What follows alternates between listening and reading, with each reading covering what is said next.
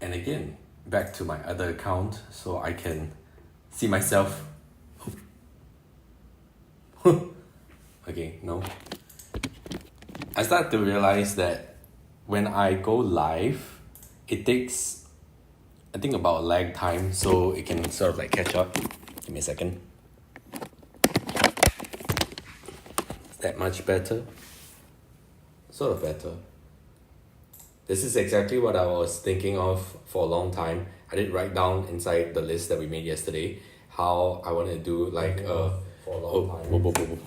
how I want to do one of those streams where I'm just eating dinner, and this one would be it. Today I had a very long day. I woke up at 5 a.m. and then I had to send something off on the internet, a video file to a client, and then after that that corrupted, and I only found that out after like half an hour of like sending it off.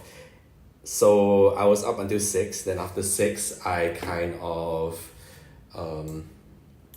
continued to try to rectify that until 6:30, and then I was tired because these past few days I have not been waking up at my usual 3:45, so my whole body clock is being like shifted back into being quite nocturnal, and I was like okay, anyway, so I went back to sleep in the morning. After I went back to sleep in the morning, I woke up around a little bit over 8:30. So as you can tell, the whole body clock thing is like all over the place. So from there, I went over to have breakfast, and something, this is like the epitome of a morning routine, because you see all these morning routines that you see on YouTube are all talking about like, you do meditation, you wake up, you have your coffee, and you walk the dogs, go to the gym, get all those things out and that kind of thing. But realistically, for me, the moment I get out of bed, brush my teeth, get the coffee, within 5 minutes, I'm sitting at the computer and just starting. And normally for this time where I'm more busy in terms of the edits that I'm doing and just things, getting things to move, the computer does not shut off the day before, because it's like rendering stuff overnight. So immediately the computer's already on, so I just get on and just start. And like I said, I woke up around 5 to start that render, and then I woke up for the second time, and then I just continue on from there. So that was what my day was like today, and I did that all the way until 4-ish. 4-ish, and then I had to go for my workout for the day, which is I went for a walk to the coffee shop. I went to Tiong Bahru Bakery near my house, and I really wanted a croissant with salmon in it. Correct, a salmon in it, which they kind of like finished for the day. But I went to go have the beef brisket thingy instead. So that was nice. I also brought a new book yesterday night. After we did stream in the morning. Then after stream in the morning, I kind of went to go continue to do work, and then at night I went to go to the airport to grab more soup, because with the fasting that I do, I realized that it's much easier to break the fast. Instead of eating a full on like vegetable kimchi kind of thing, I can do something like bone broth and that kind of thing. And I found out that Don Don Donki sells like the onion soup type thing, and also like the scallop soup type thing. So I was like, okay, that kind of works. So ever since I found out that exists, I've been buying that to break my fast. And then after I drink that, 15 minutes later, I'm eating a full meal already, and the body just starts to work and all that kind of thing. But yesterday I had to sort of like clock in my steps very late at night, and I was at the airport. I parked at one terminal, walked to the other terminal, walked back. That was my 10,000 steps for the day. And I went to Terminal 2 to grab books. I got this book, and I also got this book. They were both on the shelf. They both had like 50% off for both of them. So I was like, okay, I'm gonna get that. And I'm generally not a fiction reader, simply because, when I'm very engrossed in something, I'm like deeply engrossed in something. So I didn't want to, no, not that I didn't want to. I tried to finish all my studying books, the books which are have information inside, that can actually move my brain forward, opposed to something more creative that gets me super excited and I want to go create things, which is also the topic of today on creativity and being creative. And that's what we're going to be talking about. I guess I will talk about that first, and then I will go and dinner and chill, because then everything will just be very quiet. Like I said, I'm still trying to figure out this whole schedule of when I can stream. And as it seems so far, I think the morning seems the most perfect for me, because one, I'm more energized in the morning. I just came, like I said, this entire day, I have been quite tired working on stuff, to the point where now I am here, just pushing out a little bit more and just getting my reflection sort of over and done with. So something I should have said from the start was the agenda for today. So that was already part one. Part one, we're just going down with setting intention and just getting to know what I've been doing for the past day. And so like I said just now, we're going to be talking about creativity today. And why creativity? Because I have been talking with a few people on how we approach work and being creative and what creativity is like. And then some people say you have to work within limits. Some people say you can do basically anything. And some people say you have to go, think about what you want to create, and also think about how it might affect other people, and how it might change the world and that kind of thing. So there's just so many pointers that are out there. But how I would like to start this segment on creativity is to firstly conclude, recap on the past two sessions. There are a few stories that I talked about. One was being creative, and one was being kind of working that internship job that kind of stopped me from doing, I that particular day that I really wanted to go home because I finished everything super fast. I'll recap on that, and then I will I found the quote inside that I want to share that time, which was to kickstart us into the rest of the thing. I'm starting to realize that a lot of the stuttering that comes to mind is a great achievement for me, in a sense. The reason I say that was because I'm dyslexic. I'm actually dyslexic. Someone who had extra time for his exams a long time ago, and also someone who just could not read a sentence or the entire book. That was something very challenging to me. Can you imagine, as I was doing my comprehensions and my compositions and the kind of thing, trying to figure out the words to use and trying to figure out what they mean. People think that dyslexia is having an eye problem, but it's actually how our brains are wired in the way.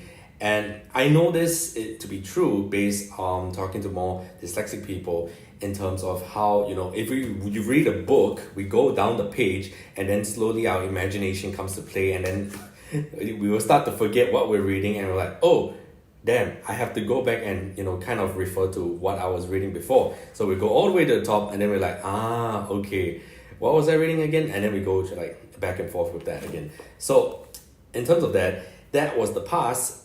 And how I've sort of changed over time was I would read a paragraph, a very short paragraph, first a sentence and then a paragraph, and try to understand what does that mean first. And then after that, I'll move on to the next paragraph and slowly and try to combine it together. So that used to be super, super long just to get through one chapter. But now getting through one chapter is just 2 hours to 3 hours, getting through a book like this. So that's a huge achievement for me. Anyway, going to the comment I made before, but just in case people watch this recap later on, I need to give context on the story that I was talking about before. So the story was that I was working at internship, and the reason why I chose to do the internship because I wanted to understand if I can work 9 to 6 and also kind of do my own thing, open my own business. And the answer was kind of yes. So anyway, I went there with a lot of experience prior to, joining the company. I saw that it was, not a lot of things for me to do. It's a videography kind of internship. So I went down there, they just wanted me to create content, but me coming in as a filmmaker and someone who is more organized and planned already, I was just like, all right, I'm gonna take over, coup d'etat, this kind of thing, and blitzkrieg everything. So I completed all the previous intern stuff, the previous interns who kind of weren't really trained before, and I sort of completed whatever they did was supposed to do in 3 months in 2 weeks. That was how fast I got it done, because that's literally all they asked us to do. So anyway, once I already did that, week after week, slowly I kind of completed everything really, really fast, to the point there was nothing to do, and I was completing things faster than whatever they could give me. So one fine day, I turned up to work at 10 a.m. I turned up to work at a normal time at 9 a.m. and then after that at 10 a.m. I was like, yo, give me something. I asked my boss, because like the company is small and like my direct superior is the boss already. So I like, yo, give me something to do. And he was like, I have nothing for you to do. Then I was like, okay, then let me go. Then he's like, no, I can't, because I'm paying you. Then it's like, but that doesn't make any sense. If you got nothing for me to do, then you just want me to stay. Then he's like, yeah, you should stay because I am paying you. Then he laughed it off. He's like, ha ha ha, go find something to do. Then I was like, kind of like, at that point in time, because I'm like, yo, why you ain't giving me anything to do? And I am just like sitting here and just like rotting here with nothing to do. Anyway, that internship was paying me $800 because I was a student at the time. And that was also the turning point for me, because on that particular day, I also had, a client outside of that internship day, and I went to go do a 2-hour shoot, which also paid me $800. And that's when I figured out like, yo, I can actually just do this myself. I don't have to take a job, a 9 to 6, that kind of thing, when I can sort of like do it myself. So having said that, that is the context of where we are going in today, which I was looking for this part of this paragraph, which I wanted to share previously, but I didn't want to waste time. And this comes in to talk about exactly what I just talked about. So the paragraph goes, tell your boss you found a trick that will make you more creative and productive, and she will ask what you're waiting for. Tell her that your trick is a 90-minute walk in the middle of the day, and she might say, no, you need to work. Another way to put it is that a lot of workers have thought jobs without having much time to think. So this was what I was looking for, because this was kind of, it supports what I was trying to say in terms of like, as creatives, we need a lot of time to think and a lot of time to just, F around. In the sense where the more we spend time, poking down on the things that we are supposed to achieve in the creative work, we sort of like narrow ourselves to narrow ourselves to our beliefs and the goal at hand, which is, okay, I like to weigh both sides. It's not a bad thing because you are getting the work done, but at the same time, it kind of like, our peripheral vision of creativity suddenly becomes very narrow in that sense. And normally what people do is, what creatives need is a time to breathe. So you need to go out and do something weirder than just like doing the work. Sadly, the way that creatives are kind of being roped into society right now is like, when you are a graphic designer or you are a videographer, you're tagged under a corporate company, you are kind of being this person who is doing this not so creative work by just getting the work done based on what the client's needs are for. That's where a lot of creatives burn out, because they sort of see that as not only a job, but also see that as a way of expressing their creative outlet, which they can't. Which is why I also tell a lot of creatives, like, yes, you can have like your main job, but also you have to do your own passion project type thing, because as you're doing this will suck you off your energy based on, doing that kind of thing. But, cool. Sorry, I wasn't checking the time. I was just checking like concert tickets, but anyway. But at the same time, the argument over here in terms of also having constraints, where I also talk about people, yes, you can go out there and be creative in terms of not having any limits. Because one concept is also, the more you spend time doing your own creative things, then the ego mind takes over, and also judgment takes over, where you start to direct your attention to like, what happens if I do this and then this person says something, this person says something, this person says something. Also based off the experience of yourself. It's like, I'm not, okay, for example, I'm not someone who lives in America. I'm someone who lives in Singapore. I'm Singaporean. I don't know anything about America. And then it's like, oh, can I create something about America? Can I respond or react to something about America? Then it's like, I'm not really sure because I don't really live there. But creativity is a form of expression. It's a place where that you can respond with your works and arts, and how you depict it in terms of your own perspective and how you sort of like see it. So that is the expression of, do anything, and then, you can sort of think about it. Not think about it later, but then it's like, that's how you can express your works and arts and that kind of thing. But the other side of what we were talking about just now is something that I want to bring up is also the introduction of constraints, where, having too much freedom as a creative can also be detrimental, which I will also quote over here by Ultra Learning. There's two. So the first one is, give a designer unlimited freedom and the solution is usually a mess. I agree. On the other hand, creating specific constraints in how you will proceed encourages you to explore options that you are less familiar to you, and sharpens your underlying skills. I agree with this so much because, a lot of times when you're creating a passion project, spec ad, or, okay, to explain what a spec ad is, it's a speculative advertisement where filmmakers just, make an advertisement for their portfolio, and they can be very creative with it and just do anything that they want to. And you don't get paid for it. No one is driving you to do it. It's really for you to just test out your skills and just let you do your thing. So, it also allows you to build your portfolio. So, having, the freedom to do whatever, sometimes people set out to do their spec ads, but at the same time, they're like, yeah, we want to get this done, but I can't get this done because one, I don't have enough money, I don't have enough time, I don't have the resources, I don't have the cast and crew and all these kind of people. Then in the end, you kind of don't do it. This is where, we don't want to talk about like the motivation and like the discipline to actually get down to do that kind of thing, but more on you've already set your goal to do the thing, but you kind of don't, there's no like proper monetary like deadline, there's no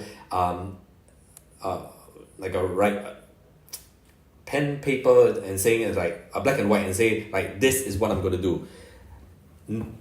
No one does that. No one is forcing you to do it, which then makes you feel, why should I do it? And then it just kind of like it's blown off. So without constraints like that, which is why when you're working with client work, it's so much easier to kind of get things to move forward, especially if you're doing like a bigger production. Like, okay, just now we talked about spec ads. How about an actual commercial ads with paying clients, where you are playing one particular role in that whole production? For example, if you are a cinematographer who is calling the shots and choosing the cameras and the kind of thing, the lighting and the kind of thing, you're working with the director and you are trying to build your real outside, so you're making the spec work there.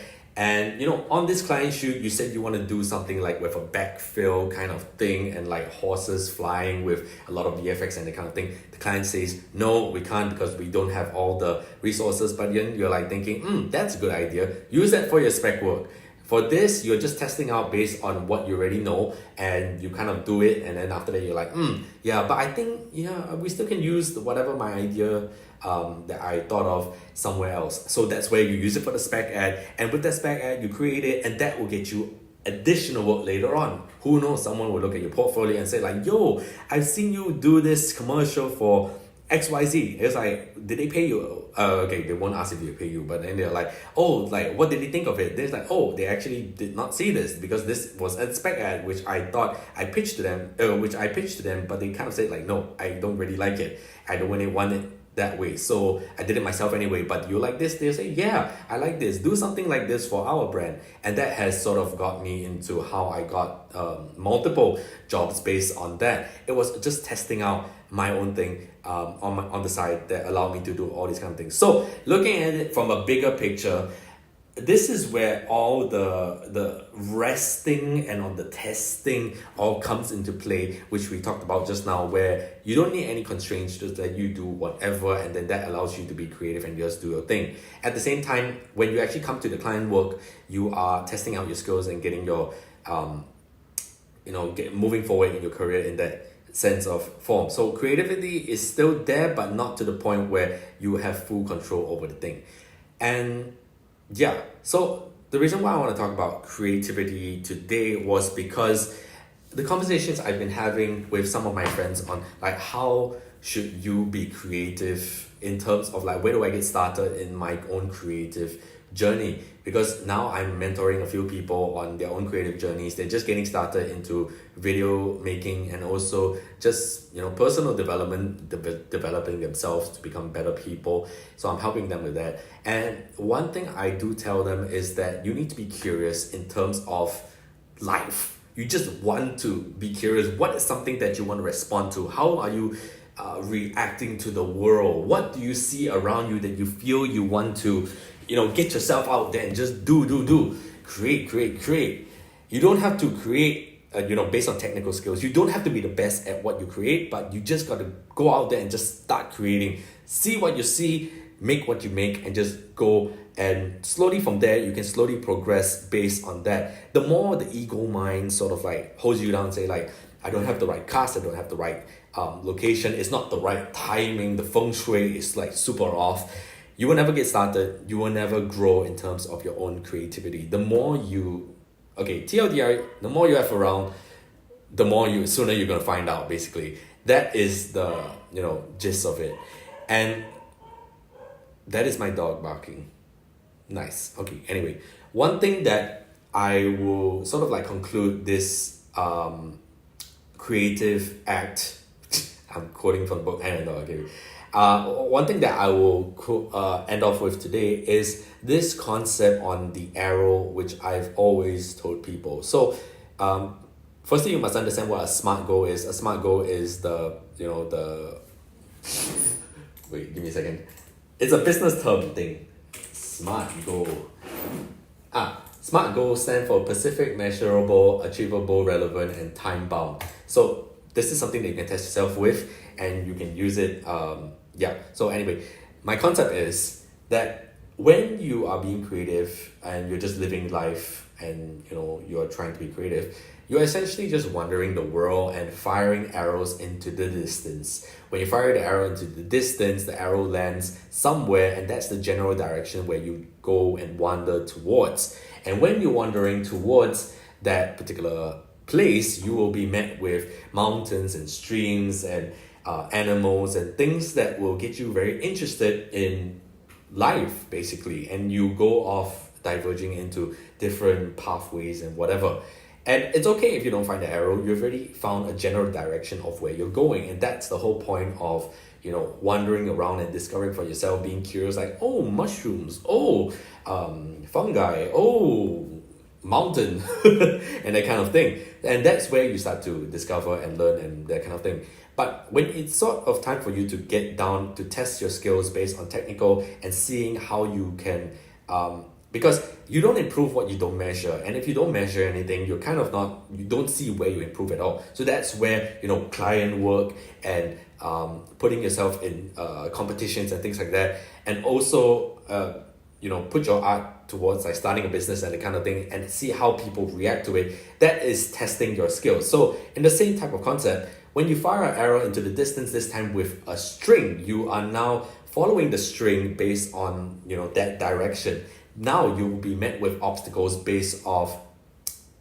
Now you'll be met with obstacles like boulders and rocks and mountains and things like that. And this is where you have to decide, do you go under it? Do you go above it? Do you dig through it? And this is all based on what you have already known. And this is where you sort of like test your skills. So coming back to the creativity part of it, firstly, you have to be very creative to just go out and wander first. And once you once you are ready to go and test your skills, then you know, choose a particular set of constraints for yourself and say like, I'm going to test my skills now, going to go through it, make it time bound, probably.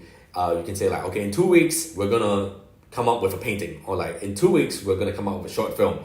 2 weeks, we're going to come up with building a whole interior of, I don't know, a room or something like that. That's how you can test your skills and just be very, you know, open to whatever you try. The last thing that I want to conclude on being creative is moving forward after you have completed it. A lot of times, like I said, we go through a lot of perfection, you know, holding us back of completing things, and we're always scared of failing so hard, like thinking, what happens if no, you go through it and you're thinking, this is not so good. I'm not sure that anyone will like this. This is not really my best work. This is not something that people will watch.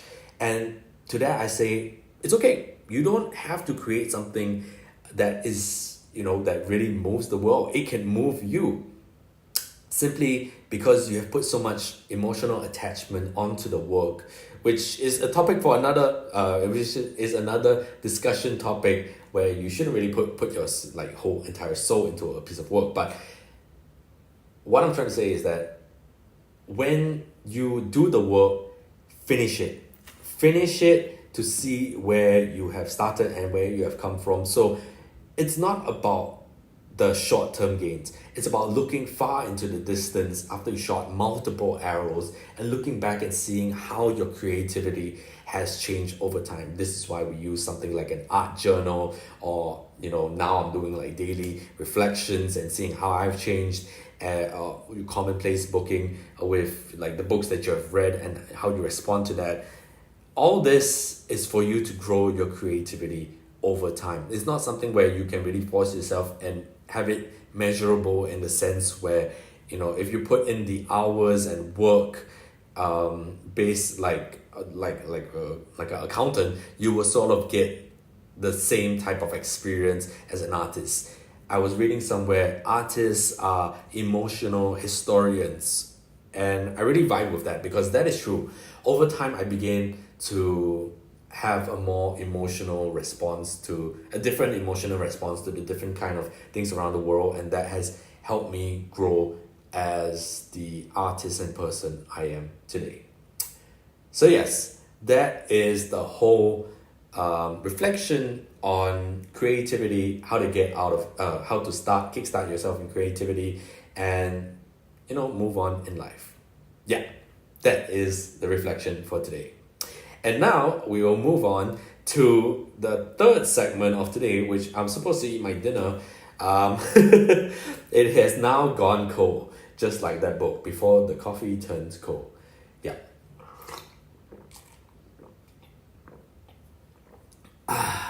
So anyway, I want to introduce you to what I have over here for dinner today.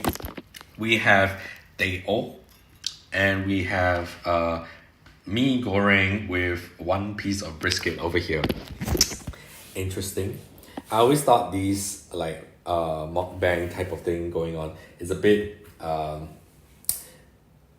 what's the word for it?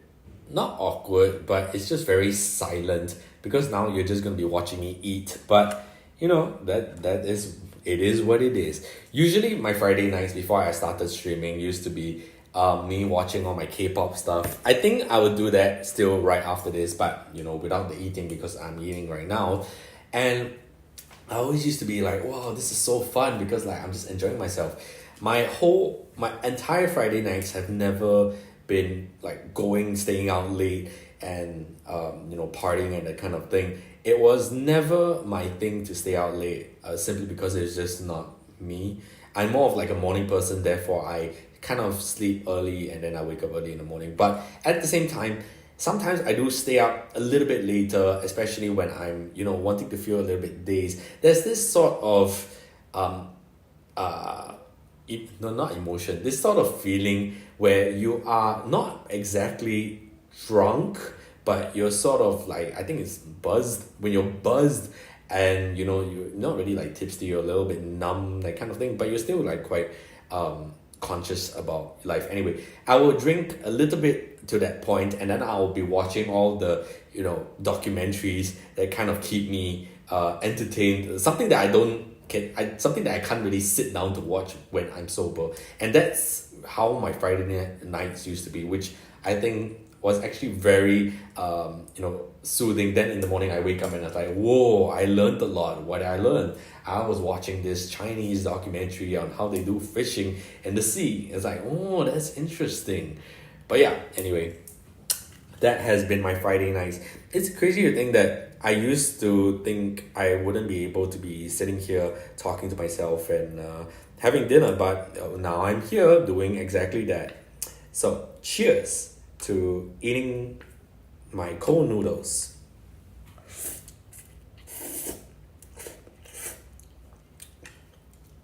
It's a little bit spicy.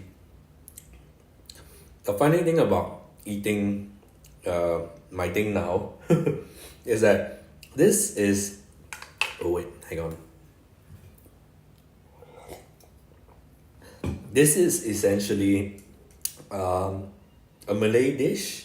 I won't call it like how to say, like general, no, not generalized, like I actually don't know whose culture is this from. I think it's just like modern day culture, just putting Maggie together. But anyway, this one is normally eaten with a fork. And I'm eating it with chopsticks. But anyway, these are tools, right?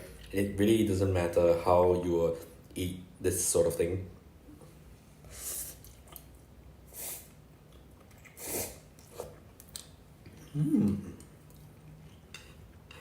So good. So good.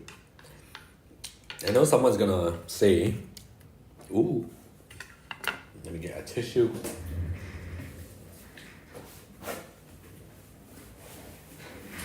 I know someone is gonna watch this in the future and say like, Nick, what happened to your meal prep that you have are supposed to be eating? Well, you see, there's a give and take. If I have my meal prep every single day, it's like, yeah, sure.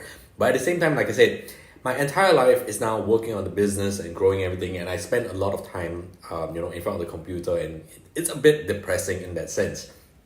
So to level it out, for me, it's like going to cafes by myself, going to pick up books, going to watching movies by myself, when everyone is not at the movie theater, and also having a Friday night to myself where, I don't like to eat out. I don't mind eating out, but at night, not really. So anyway, at night is when I can like order in food or, have something other than just meal prep, just to enjoy myself. Holistically, sure, I could continue to meal prep, but is it the most sane thing to do, especially after entire weeks, working experience? It's like, yes and no, but I would rather, because I have free will, to just eat something else that will keep me going. Then tomorrow we'll go back into meal prep.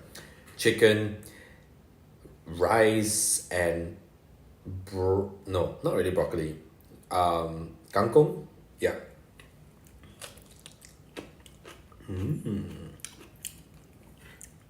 I should have fried up another egg, just to make it like yolky.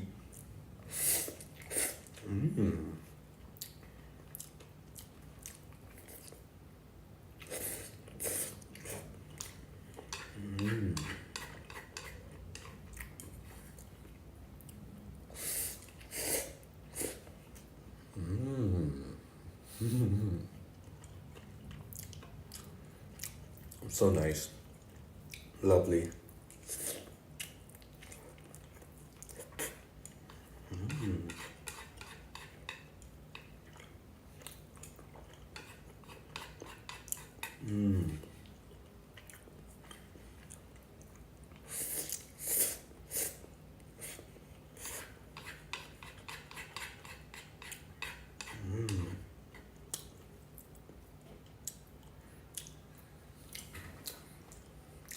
I don't feel that much pressure, like, oh, people are watching me. I realized sorry. One moment.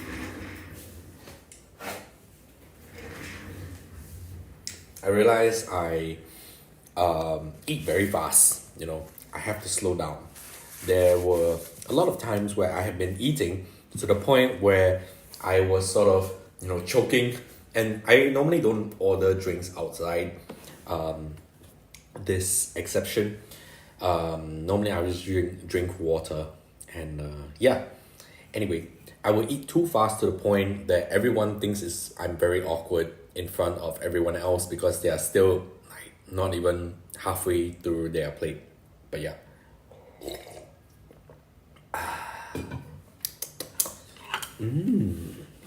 One day, like I said, yesterday we were going through this. We were talking about what we're going to be doing for the future. And like I said, we want to do like a mukbang stream. This doesn't really count as it because I'm thinking this is not really like the crunchy ASMR type of thing. We might want to go with actually, you know what, we don't have to really follow those rules. Let's have, I'm thinking like satay and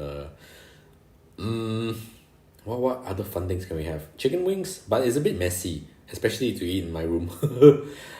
We can have noodles for sure. We can have tater tots. No, now I'm just thinking of all like the fatty food. What other things can we have? We can have we can have Korean food. Yeah, we can have Korean food. We can have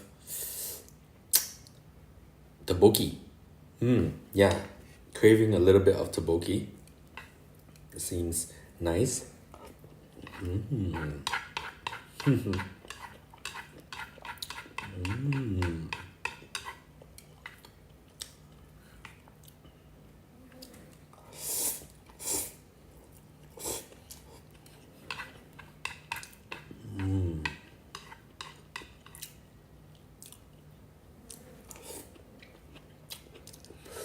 Oh, I just thought of it. So, when I was in Japan last year, cup noodles and the fried chicken that they sell in the 7-Eleven, that combo is mwah. And that, I don't, the whole feels of it, and it was sort of like going into autumn. It's still pretty cool. I was in Tokyo. We did Tokyo at the end of the trip. Me and my dad were doing the Nakasendo Trail, so we were kind of like hiking. We started from Kyoto. We took a train to the start of the Nakasendo Trail. We went for 7 days, and then after that we went to Tokyo. So in Tokyo, when we were there, every single day, I just went ham on the cup noodles and fried chicken every single night. And I can tell the experience is like, I don't know, it's something very squishy in the noodles and also like the crunch of the chicken and the coldness of the night that really gets me. And then, at that point in time, I was like, yeah, let's not follow the no alcohol rule. Anyway, like I have free will, right? So anyway, alcohol, drinking that, feeling a little bit tipsy, not to the point of doing like dumb shit, but yeah. Anyway, the experience is so, I cannot explain to you, but we can do that stream too. That's another food that I was thinking of, because I have found the same cup noodles that they sell at Don Don Donki. It's the tomato based noodles, and they sell the karage there also, so might as well also do that kind of thing. Yeah, I thought of that because I've been told every time I eat, right, I will make this sound like and I can give you the reason of why I do that kind of thing. Simply because when I'm by myself and I'm just like wandering off in my mind, I am thinking of I'm basically just daydreaming lah. And then when I'm daydreaming, sometimes there will be some awkward situations or things that I kind of don't want to remember. That's where the tick of what I do like comes into play, where it comes out as But there's two kinds of which kind of you can't really differentiate which are the type of because like they're both you get what I mean. This is very weird to explain, but anyway, I really like food. Food is very nice. This is how I got fat in the first place. And life is meant to be enjoyed, yada yada yada. So having said that, the other side of it is like there are a lot of things that are coming up in my mind that I don't want them to kind of like wonder, which is why I hide it with the kind of thing. But right now, I'm in the zone. We are enjoying our Friday night, and I'm eating this, and it's actually it has been a long time since this was because I've always been eating like a high protein meal, things to get me satiated, and things that should be helping me in my runs, which I'm training up for, and also like to build the muscle, yada yada yada. So yeah, that kind of thing. But today, as I told you, it's Friday, free for all.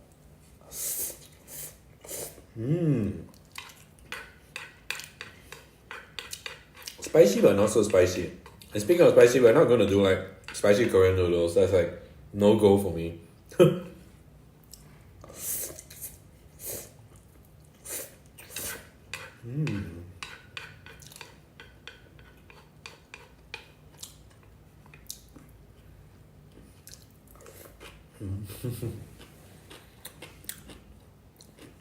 Cucumber.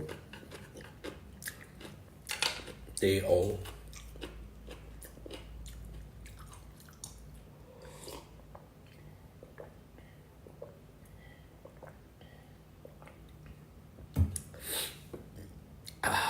They all.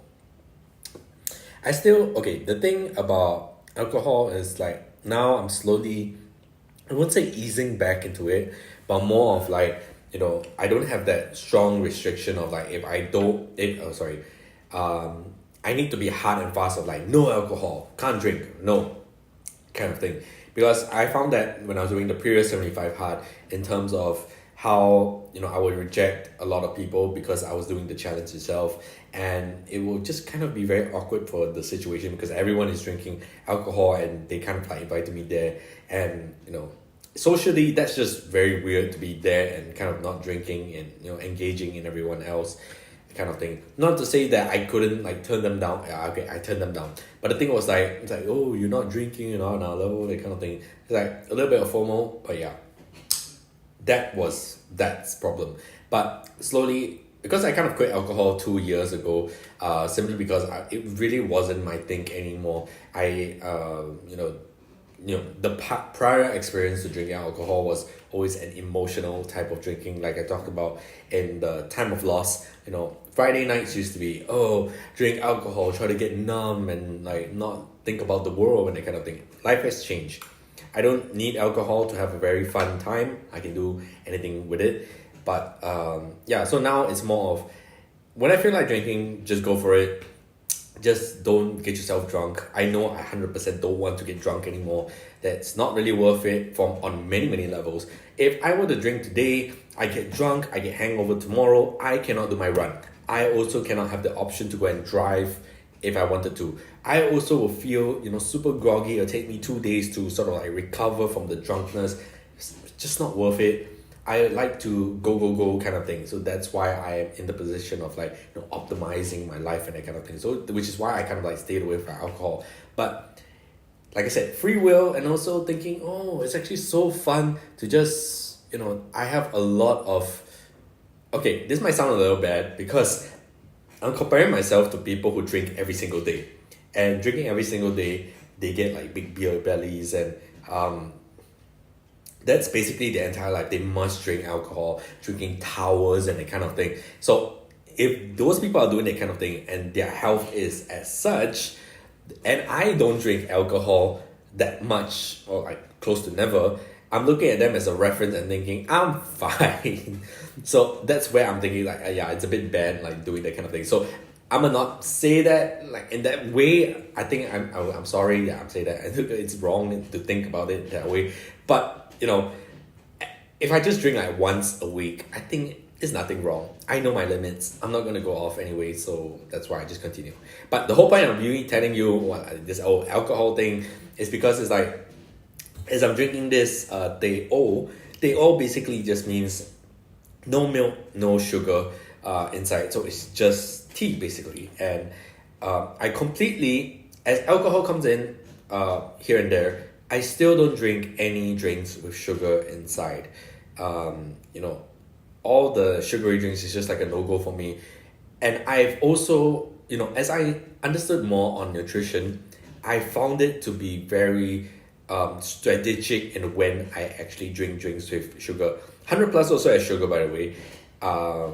Yeah, I understand this because as I got learning into intermittent fasting and that kind of thing, the moment I reintroduce sugar, let's say I'm drinking, tea with sugar right now. I forgot what that is called. I think it's just regular tea.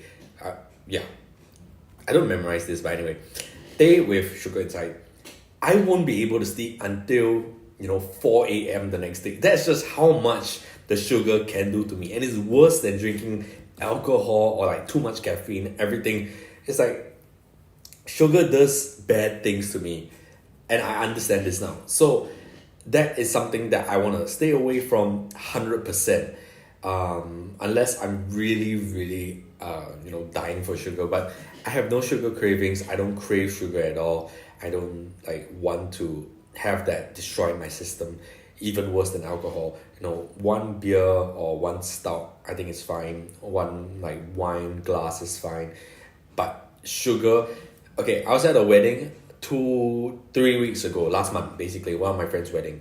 We had creme brulee, and it was the last dish to be served. It was 10 p.m. when they served that. I kind of left at 10:30 when it ended. Anyway, 10 a.m. The next day, because those are sort of like the same people I see at church. We went to church. I saw my friends.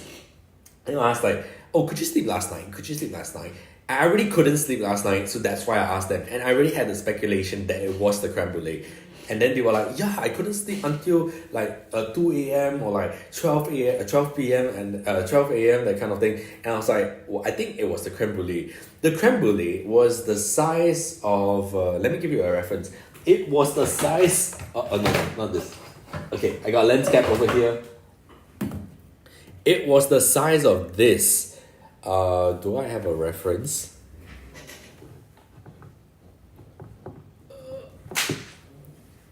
This is an iPhone 11. It was this big. That was the creme brulee, and how thick it was like this. These are my name cards, by the way. So can you think about it was so thick, bro. Anyway, some of the adults, because they were much more health conscious, they kind of like gave us their creme brulees, pass it around and everything. Anyway, we ate theirs, and then we couldn't sleep. And I was like, yeah, that sugar is wow, man. That kept me and the rest up. So just having that as a reference in the past few weeks ago, that's how sugar can mess with you. And I don't want to mess with sugar anymore, like direct sugar. Yes, this over here, carbs, this is sugar, but I need this for running. It's okay. The other thing is just empty sugar, which is bad for you. So I'm not going to do that anymore. Yeah, I have learned something about growing your brain over time, and learning new things have proven different for me. Yeah, in the past it was completely different. When I was in secondary school, you always go to the auntie shop, and then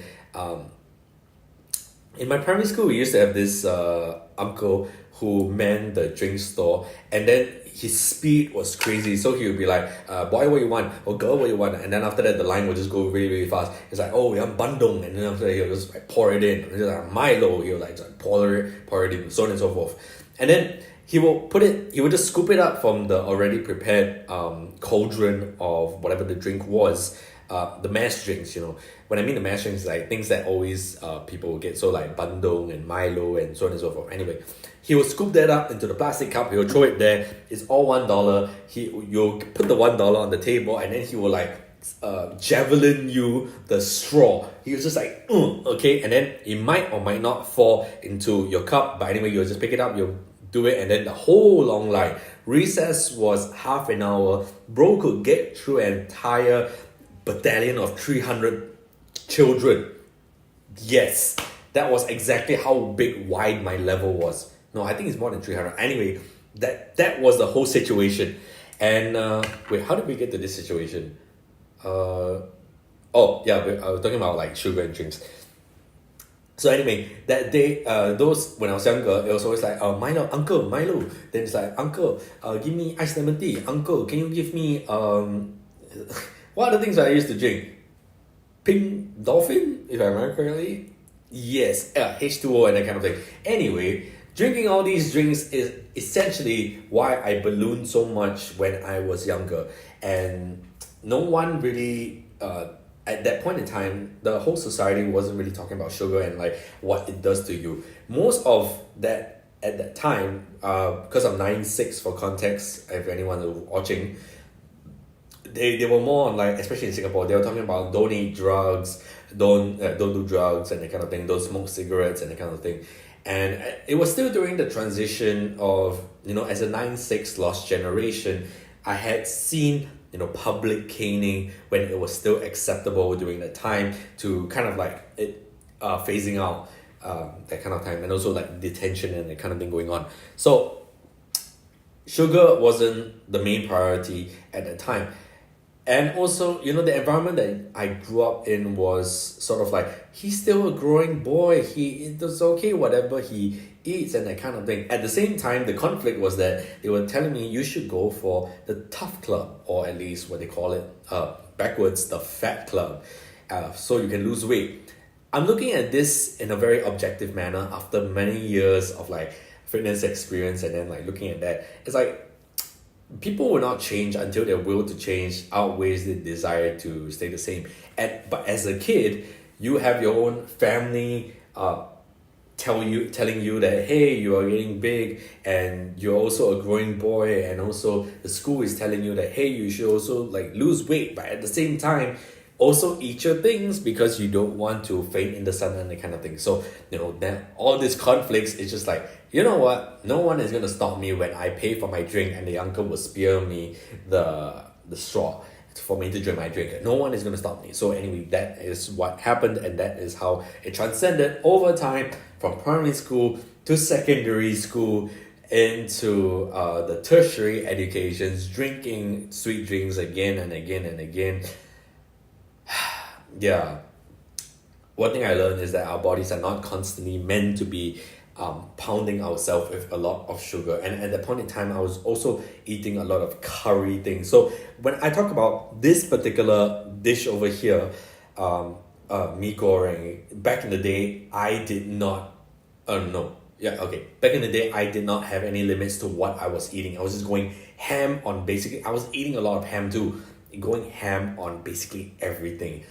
Nasi goreng with the curry, and then you like triple the meat on top of it, and then you want to add all the fried stuff and that kind of thing. Yes, we were talking about the fried stuff just now, but that was like an everyday kind of thing. That's how, I'm not gonna lift out my shirt, but like the stretch marks came about. And at that point in time, I wasn't really like exercising and that kind of thing. I didn't understand nutrition. I didn't understand how that really messed with my body and that kind of thing. So I just went and enjoyed myself. Yeah. TLDR, sugar is bad and I should finish my food. I am very excited on this Friday night. I started to realize that it's actually quite fun. For the past 3 days of streaming, I was like, I can't wait to click live.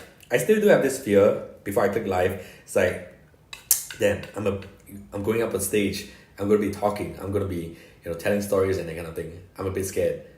And then I just go live. And then, I already know from the start, I talked about this in the first one, where I was saying that it's okay if anyone watches, no one watches, it's okay, because this is a place for me to vibe, and whoever can like feel the vibe, stay around and watch. It's simply like me watching all those, streams of people just eating. They're not really doing anything. They're just eating, and like, yeah, I want to be part and eating with them. I'm not lonely or anything. I just want to feel that energy. Okay, I had another thought, but let me take a bite first. Oh, it's cold.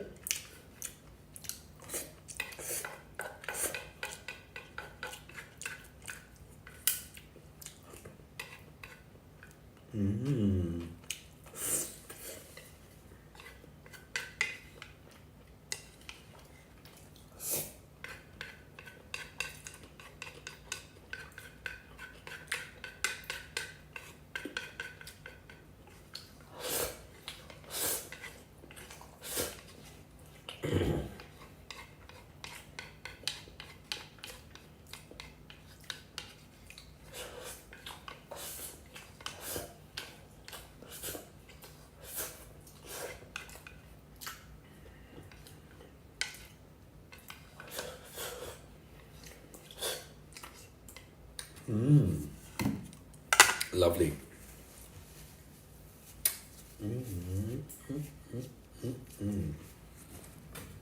Water.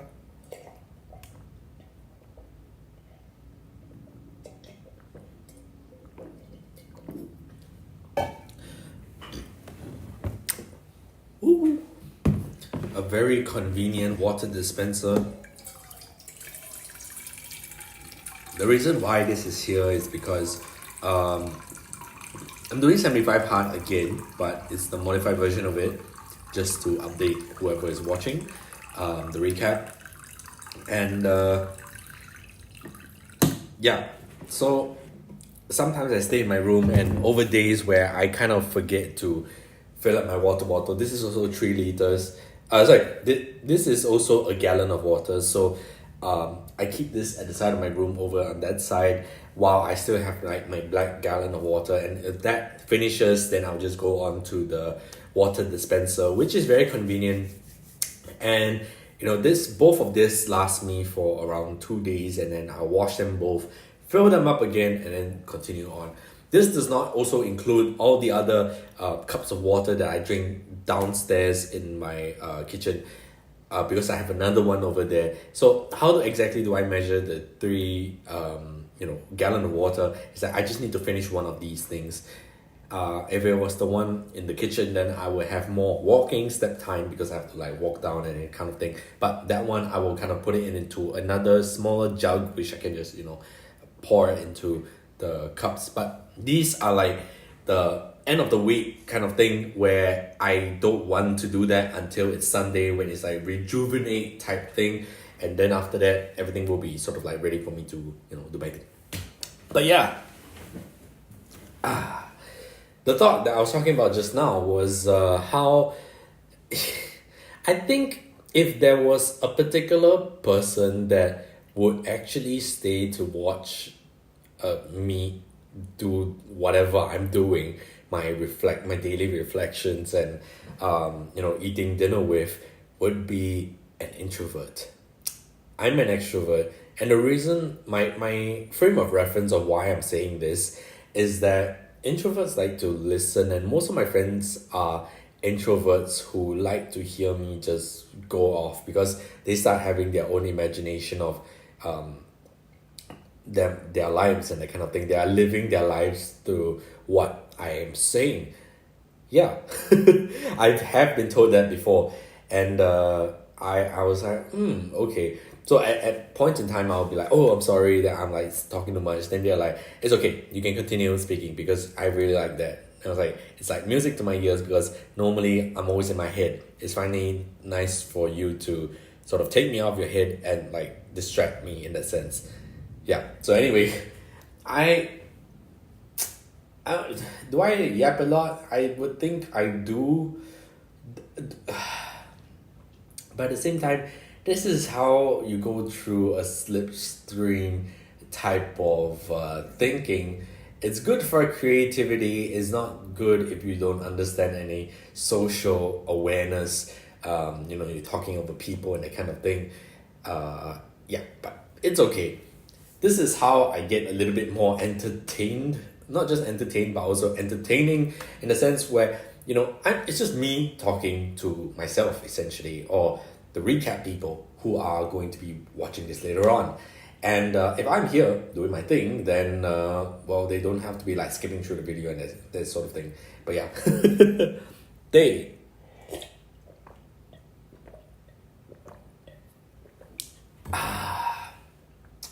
it has been a very, very good night.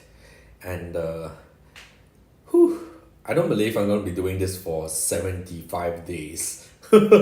Every single day. I'm still trying to figure out when is the best time to go live. I still don't understand how can people find the live and how things will sort of like pick up. Does it get sent to everyone to say it's like, yo, Nick is online or that kind of thing? Or is this being found on like the explore page or that kind of thing? I keep looking right because I'm like watching myself on the screen on the other side just to see like where is the lag and that kind of thing. But yeah, that has been going on. But yes, is there anything else that I want to share for today? Because we are at the hour where we're kind of like done for today, and then we'll go out back tomorrow. Okay, wait. Let's just recap on not today's things, but then just like a plan for future streams. In terms of when should I actually go live tomorrow, maybe I will come back very early in the morning, because I have to go and be at the Padang for National Day, the National Day Parade. That's exactly my Saturday for every 15 weeks. Yeah, so it's the second last one, and then it'll be National Day like next week. And I guess on National Day itself, it's going to be a busy day, but I am still going to be making my way back on stream to say things. And most likely that will be a very Singlish, not very Singlish, but like Singaporean stream-ish that will just reflect on my life as being a Singaporean in Singapore. Yeah. Damn. Okay, I can think of that. But tomorrow I'm thinking maybe I'll wake up super early, probably in the next 8 hours, and then just get back on stream and just start reflecting. It's funny because like normally people do AAR or like after action reviews or reflections in that way to say how their day went and that kind of thing. But if I start early in the day, it's like what's there to reflect about.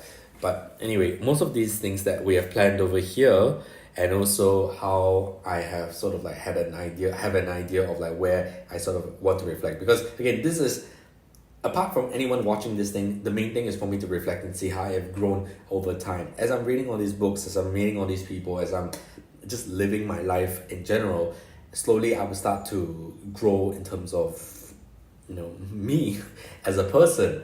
So that is something that I want to document, and this is more challenging than just writing in my journal or writing it, typing it somewhere, or just like filming a vlog which would never go out to the world. This one take type of thing challenges me to be in front of an audience, whether big or small. When I reach 10 people watching the stream, can you imagine 10 people sitting in this room right now? It's like impossible, because this room is actually, as much as you see here, it's very small in that sense. But 10 people is a lot of people. 50 people is extremely a lot of people. I don't mind public speaking, but that's a lot of people. Sitting down with one person, it's like the whole world is theirs, and I want to be there for them, listening to them, and just pouring my heart out to have that emotion out and that kind of thing. I don't know where I'm going with this anymore, but anyway, we're talking about how tomorrow I'm going to come back very early. It's either very early or it's going to be like super late, but if I come back super late, I can tell you my day. Still deciding on it. But I know after National Day, National Day on Thursday, and also like not Thursday, tomorrow, and also the following week, then all my Saturdays will be free for me to stream whenever. Then there will be a proper streaming schedule. But I'm still deciding whether should I do it in the morning or should I do it in the night. I was reading somewhere like how different types of content should be aware of the day. Because like you're not gonna watch a very deep stream on a Monday morning when you're all dreading to go to work, compared to like a Friday night when you're talking about very deep things too. That's like completely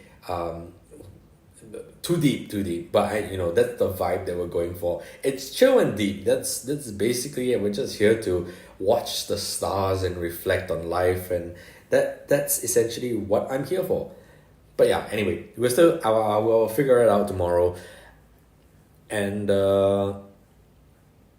yeah, I guess that would be it for today. Good dinner though. Good talk today. And yes. So to leave with the question of today, do we have a question of today? I did not prepare one, so I'm just going to pull it from the book.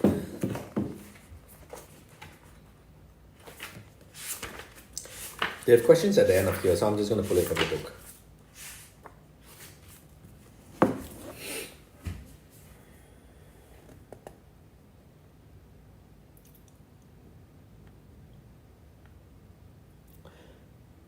What strong belief do I hold that's most likely to change? That is the question for today, something that you can take away from this. Yeah, that's all to say for today. Hopefully you enjoyed this stream. As usual, I enjoyed myself, and I'll see you guys on the next adventure. Goodbye. Not you.